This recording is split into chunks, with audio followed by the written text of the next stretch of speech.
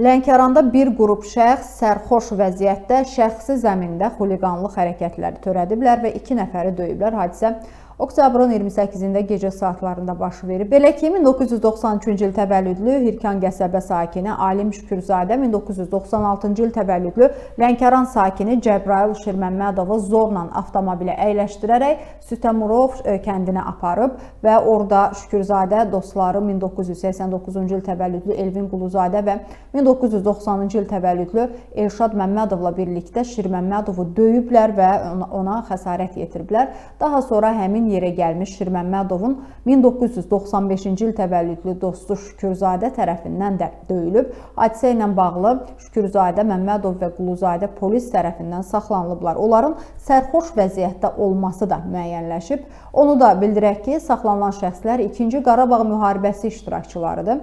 Faktla bağlı Cinayət Məcəlləsinin müvafiq maddələri ilə cinayət işi başlanılıb, araşdırmalar isə davam etdirilir.